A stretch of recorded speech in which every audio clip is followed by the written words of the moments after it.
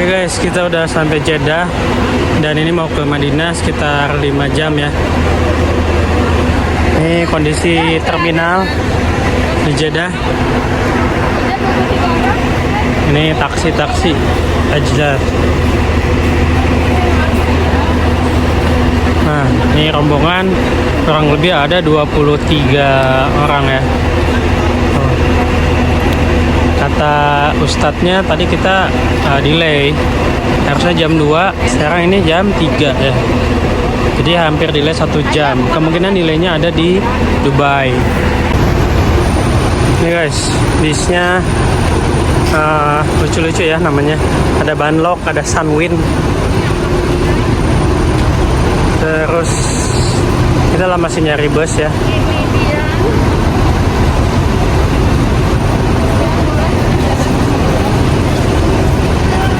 Ini rata-rata di sini busnya tinggi-tinggi ya. Jadi bawahnya buat barang. Ini umroh aja dari Indonesia udah rame ya.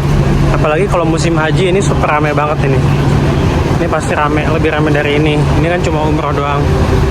Dan Januari kali ini katanya sih lumayan banyak. Nah ini Bonlak.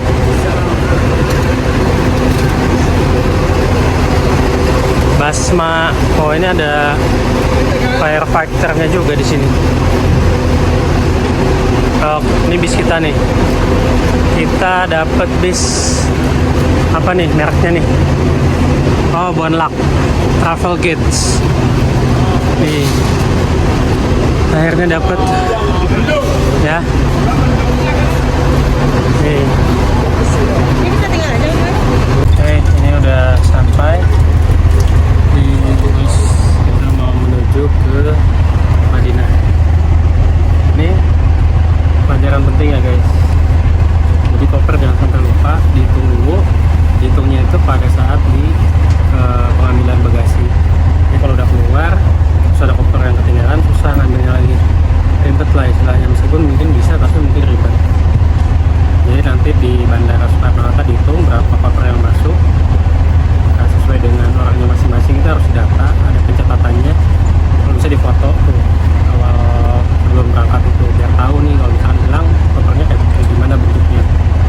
Terus tadi udah dihitung lagi, ternyata emak gue sendiri bawa 2 dan gue nggak tahu karena kan dari Bandung beda, berangkatnya beda. Saya dari Tangerang, dan ibu dari Bandung, ternyata bawa 2 koper yang mungkin nanti pulangnya bisa bawa oleh-oleh. Oke, nah ini model busnya kayak gini. Jadi ini dua-dua ya, dua-dua. Terus di sini nanti ada toiletnya. Cuma tadi toiletnya kerannya kagak ngocor. Oke, ini ada mutawifnya Ustadz Alif yang mukim di Mekah apa di Madinah nggak tahu, tapi dia jemput dari Mekah sini, dari Jeddah. Oke, kita mau berangkat guys. Oke guys, kita ada di persimpangan nih. Jadi dari Jeddah menuju ke Madinah, kita berhenti dulu di rest area. Ini di belakangnya itu ada masjidnya cukup luas ya, dari kontainer gitu. Terus ini juga banyak mobil-mobil dan truk dan bus di sini ya. Ini kita lihat mobil-mobilnya sama kayak di Indonesia. Ada Camry, ada Prado, terus ada ini Innova,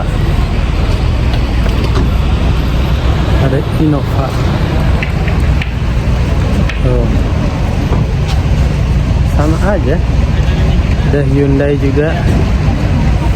Ini ada yang jualan nih.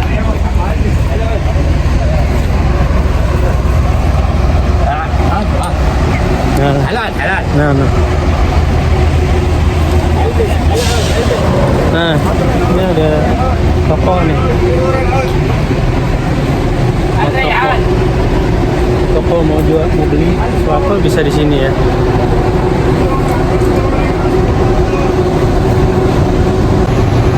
Nah ini bus kita nih. Nah itu taksi.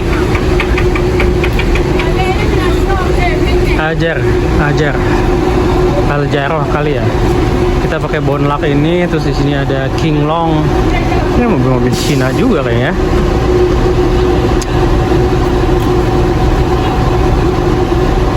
Busnya biasa-biasa aja sih di sini. Nah, ini orang pada merokok di sini. Ini kayaknya ada yang dari Indonesia juga. Nah, ini ibu-ibu dari Indonesia nih. Tadi beli cincin kayaknya. Terus ini bapak-bapak tinggi dari mana nggak tahu dah.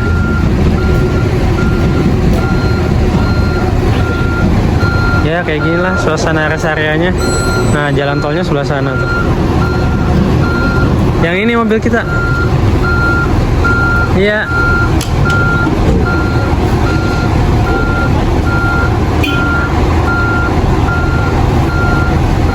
Nah, pecinya di mana ya? Kupluknya di mana? Madu, Bu. Mau beli madu. Oh, madu. Halal aja. Halal aja. Ada yang kalau Korek. Itu ada orang ngerokok tuh. Hah? Ada orang Indonesia tuh ngerokok tuh bapak-bapak. Pinjem aja. Pak, pinjam gitu. Nah, kalau orang perududan masih inilah. Ngerti? Udah nuker uang? Ya. Udah nuker uang? Udah. Berapa kenanya? Kemarin di Pusdai. Oh, di Pusdai. Ya. Berapa kenanya? 4.000 berapa? 1 juta itu jadi berapa nih? Nah, 1 juta itu jadi 215 real. Iya. Oh iya. Berarti 4.500-an kalau gitu Pak ya? Ya. Per ini. Iya. Saya kemarin 1 juta dapat 200.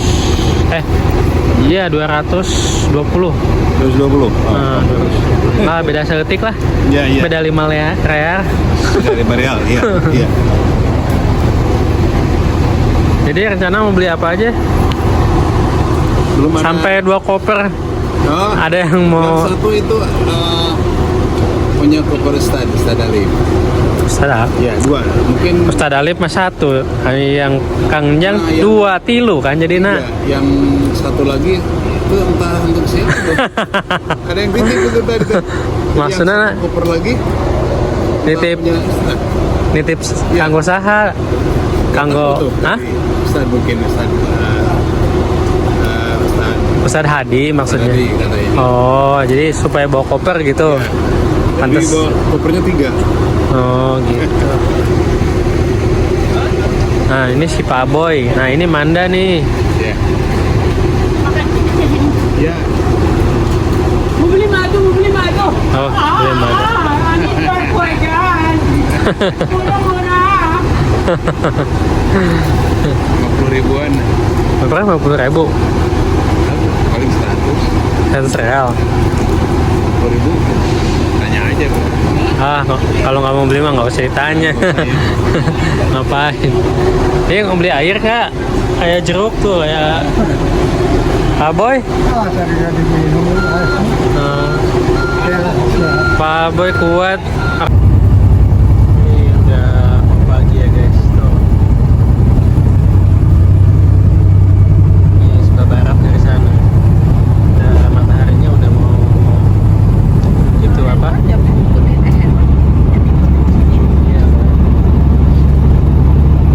Sudah mau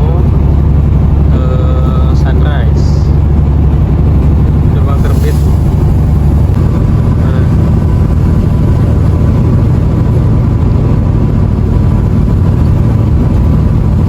Kebenaran, kelihatannya apa itu? Itu adalah Masjid Al-Khulaifah atau dikenal juga dengan nama Masjid Bir Ali.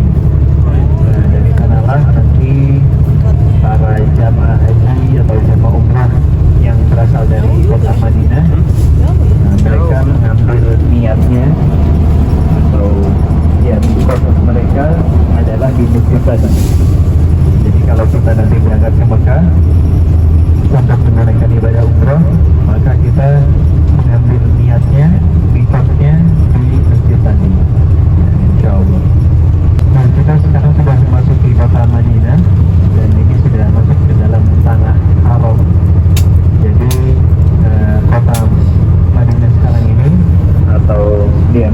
tempat ini itu sangat luas sekali, besar. Bahkan Madinah sekarang sudah menjadi suatu provinsi, ya, provinsi yang terdiri dari beberapa kota, diantaranya Madinah sendiri, kemudian Gajar, lalu ada Yanbu, dan lain-lain. Nah,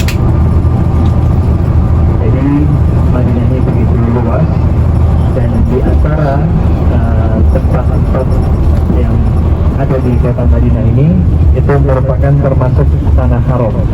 Jadi tidak semua area di kota Madinah ini masuk ke dalam tanah haram. Hanya sebagian saja yang sudah diberi batasnya oleh Nabi Muhammad SAW, di mana beliau mengatakan Al-Madinatu haramun ma baina 'airin wa thawr. Jadi kota Madinah itu adalah tanah haram antara Bukit Air dan Bukit Thawr. Nah, kalau tadi kita lihat pas pertama mau masuk ke kota Madinah, ada tanda tugu-tugu di atas bukit sebelah kanan tadi. Nah, itu adalah Bukit Thawr yang berada di selatan kota Madinah. Nah, batas yang sebelah utara itu ada Bukit Air namanya. Nah, jadi ini adalah kota Madinah dan ini tanah haram. Kita berada di dalam tanah haram.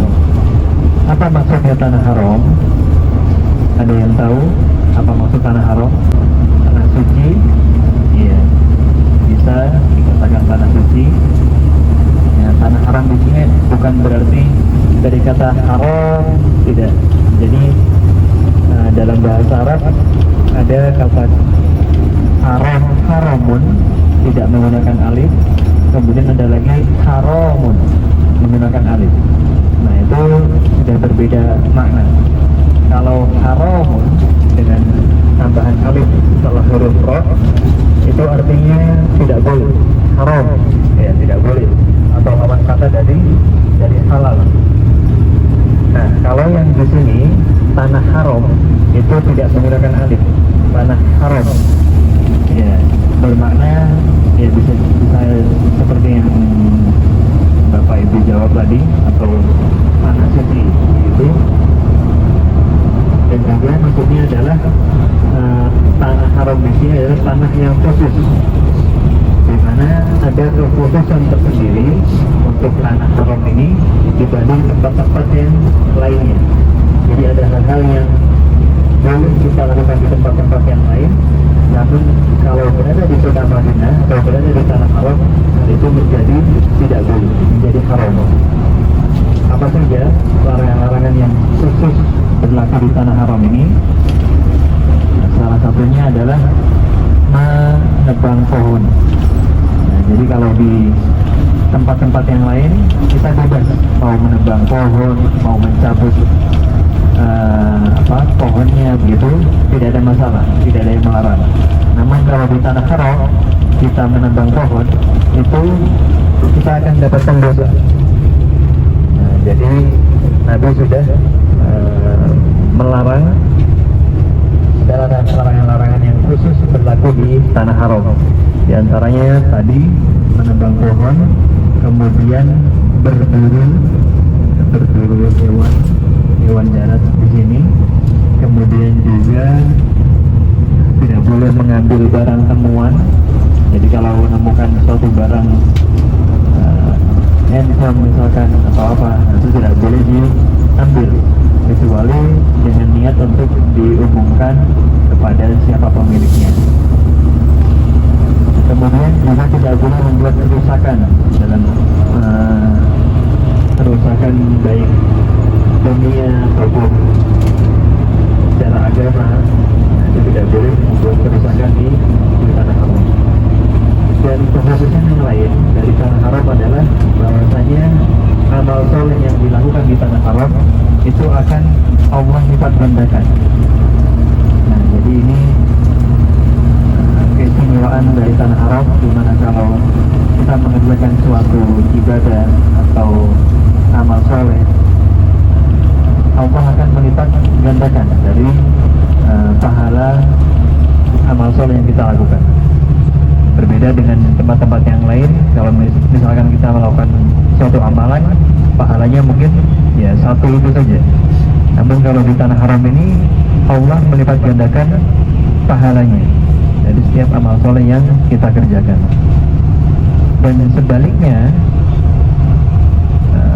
begitu juga dengan perbuatan dosa atau maksiat yang kita lakukan di tanah haram, Allah juga melipat gandakan dosanya. Jadi kita perlu berhati-hati dan juga sekaligus menjadi motivasi kita untuk menjaga sikap, tingkah laku, kemudian juga motivasi untuk semangat beribadah atau beramal soleh. Karena waktu kita juga kita ketahui tidak banyak, tidak lama berada di Makkah Madinah ini, mungkin hanya sekitar 1 pekan, 8 hari. Nah, jadi kita maksimalkan hari-hari atau waktu-waktu yang ada dengan memperbanyak ibadah, memperbanyak amal soleh, berbuat baik, membantu orang lain, dan lain sebagainya. Nah, sehingga ketika selesai atau ketika menjelang pulang nanti, kita memiliki tabungan yang cukup untuk menjadi pemberat amal ibadah kita di hari kiamat nanti. Bapak Ibu yang dirahmati oleh Allah, ini kota Madinah. Kalau kita belajar atau membaca lagi sejarahnya dulu kota ini sebelum Nabi hijrah ke Madinah, dulu namanya apa? Ada yang tahu nama Madinah sebelum Nabi hijrah ke sini? Tangan semua ini. Baik. Nah, dulu Madinah bernama Yasrib. Ya. Jadi sebelum Nabi hijrah, tempat ini lebih dikenal dengan nama Yasrib. Dan saat itu Yasrib dikenal sebagai tempat wabah penyakit. Jadi tidak banyak orang yang mau tinggal di sini karena cuacanya yang cukup ekstrim. Kalau dingin, musim dingin ya dinginnya cukup menusuk. Kalau panas, panasnya luar biasa. Bahkan sampai saat ini kalau musim panas kadang sampai 48 derajat, 47, dan itu panas sekali. Jadi cuacanya cukup ekstrim. Dan saat itu merupakan tempat yang dikenal sebagai sarang atau wabah penyakit. Nah, kemudian Nabi memerintahkan para sahabat berdasarkan wahyu dari Allah yang menyuruh mereka untuk hijrah ke Madinah. Maka kemudian Nabi dan para sahabat hijrah ke Madinah. Nah, saat hijrah ke Madinah itu, para sahabat banyak yang mengeluh kepada Nabi. Mereka ya merasa rindu kepada kota Mekah. Terus banyak sahabat yang jatuh sakit, sehingga kemudian Nabi berdoa kepada Allah untuk memindahkan wabah-wabah penyakit yang ada di Madinah ini ke tempat yang lain.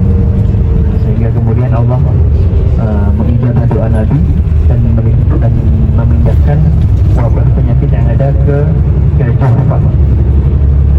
Dan kemudian Nabi juga berdoa, Allahumma barik lana fi madinatina wa fi mulkina wa fi sa'ina.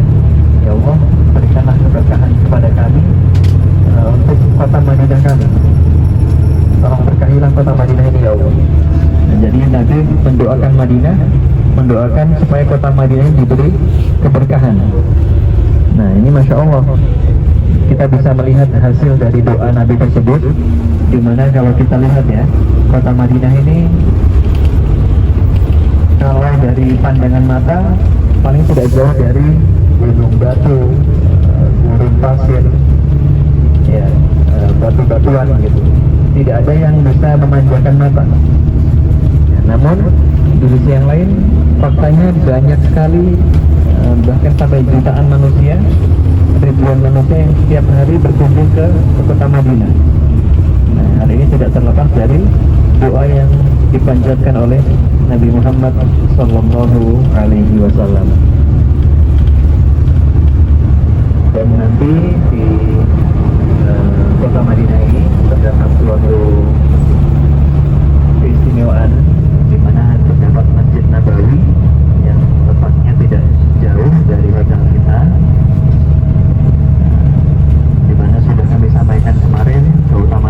Nabawi, yakni sholatun fi masjid hadza khairun min alfi sholatin fi ma siwahu. Jadi satu kali sholat di Masjid Nabawi itu lebih baik dibanding 1000 kali sholat di tempat yang lain. Nah, ini kita bisa kita manfaatkan untuk memperbanyak ibadah sholat di Masjid Nabawi. Bahkan kalau bisa, kalau mampu, silakan membuat target. Jadi misalkan saya mau khatam Al-Quran selama di Mekah Madinah. Jadi waktu 8 hari misalkan itu mau dikhatamkan Al-Quran 30 juz. Nah, nanti tinggal dibagi per harinya berapa juz. Nah, kemudian keistimewaan yang lain di dalam Masjid Nabawi juga ada Raudhah yang merupakan taman-taman surga, dan insya Allah nanti kami upayakan supaya Bapak Ibu bisa masuk ke dalam Raudhah. Alhamdulillah kita udah sampai nih guys di mobilnya keren, di Concord Dar El Khair. Ya udah situ foto.